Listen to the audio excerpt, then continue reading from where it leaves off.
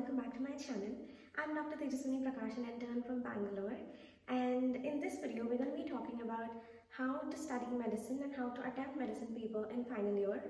Firstly, we need to stop looking at medicine as a separate subject.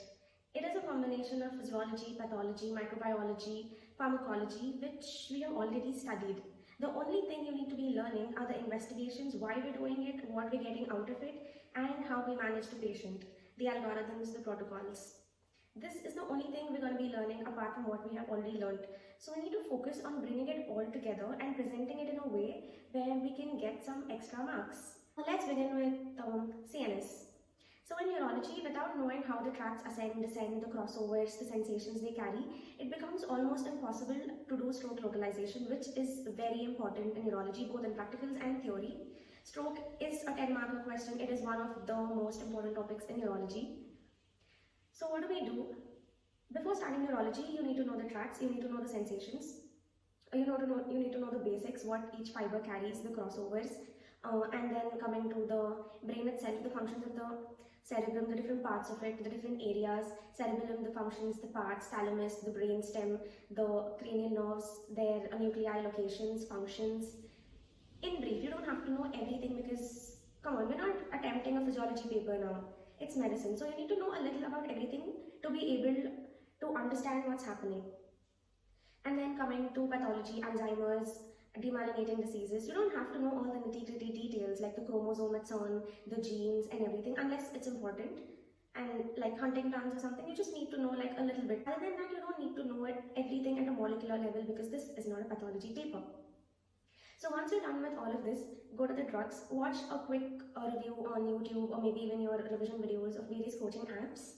Know the classification, know what exactly it's doing, where it's acting, why it's acting a certain way, adverse effects, drugs it can be combined with, and drugs which cannot be combined together. That will help you during the management part, like while writing it, the first line drugs, the second line drugs, and why certain drugs are not used in certain patients. The same thing can be done for CVS, cardiac cycle, the most important thing in cardio, and then ECGs. ECGs are something that's not very important from theory perspective, but it becomes super important when it comes to MI and practicals, your competitive exam. So it's important to know ECGs of like a few very important topics like AFib, you cannot miss it, VTAC, VFib, then we have MI, pericarditis. How do you differentiate between the ST elevation in both MI and pericarditis? These become important and it's not very difficult either. They are pretty easy once you start revising it. So for ECG, what I would advise is you need to know from the basics. So invest some time in it if you have the time.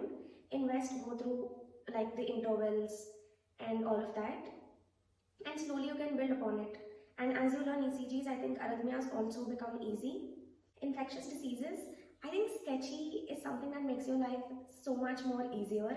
Just start watching it, guys, and you're gonna be hooked onto it. It's like cartoon, but in an academic way. You can start watching it when you're bored, or you can just watch it whenever, while traveling, while eating, while sleeping, just whenever, watch it. And once you're done with that, just go to the management, read the first line drugs, second line drugs, and if there's like a protocol or something, learn that, and you're done with infectious diseases. You don't have to sit and read everything. Also, I think one thing we missed is the investigations. When we're writing investigations, we need to know the next best step, the best investigation, the gold standard. And when you're presenting it, okay, we'll go to the presentation part a bit later. We're done with the investigations and management, read the flowcharts, read the tables, and that is it. You don't have to read every line because it's just humanly impossible to remember everything there is in a 1000-page book, and that in such a short span of time.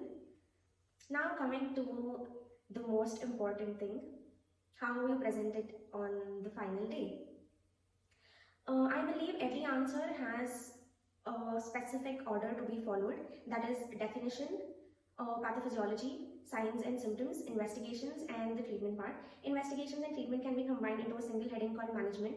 And what I've observed is a lot of people, when asked management for a certain disease or a disorder, start with the treatment itself. That is not complete. You need to write the investigations and then the treatment.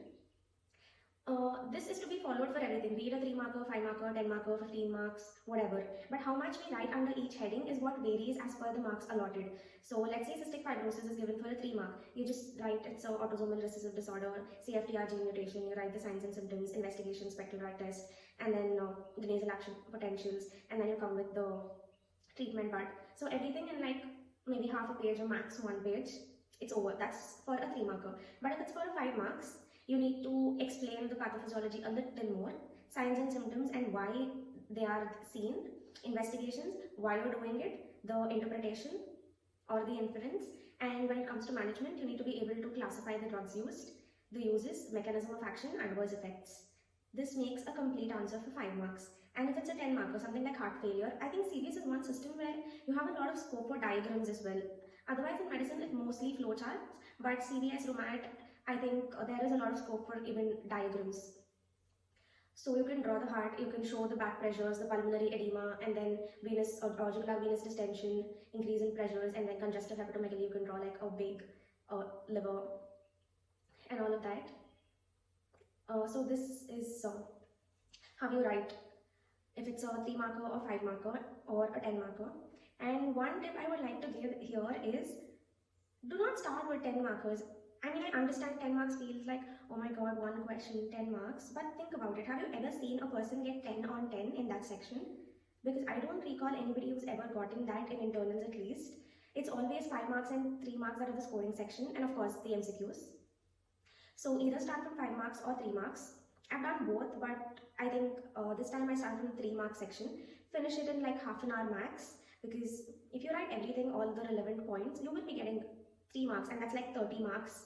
And the 5 marks as well, like when you draw all the flow charts, write about the needed investigations, and you explain the treatment, the drugs and everything, you will be allotted 4 or maybe even 5, and then go to the 10 marker section where you'll be given like maybe 8 out of 10 if you've written everything. So what I do is I start with 3 marks, I take up to 30 minutes for it, the remaining 1 hour 45 minutes to 2 hours for the 5 markers, 5 minutes for MCQs, and then the remaining 20 minutes for the 2 10 markers. In our university, we are allotted 5 sheets for 10 marks, 3 for 5 markers, and 1 page for 3 markers. It just varies from university to university, and the best time to check how, like what works best is during your internals. So don't sleep on it.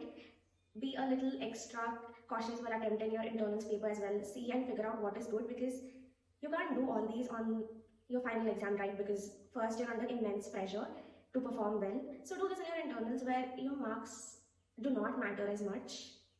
That will reach the end of today's video. The take-home message is that I want you to believe in yourself, trust the process, read and revise, and things are gonna turn out in your favor. I'll see you guys again in another video. Until then, keep smiling, keep studying, take care. See ya, bye.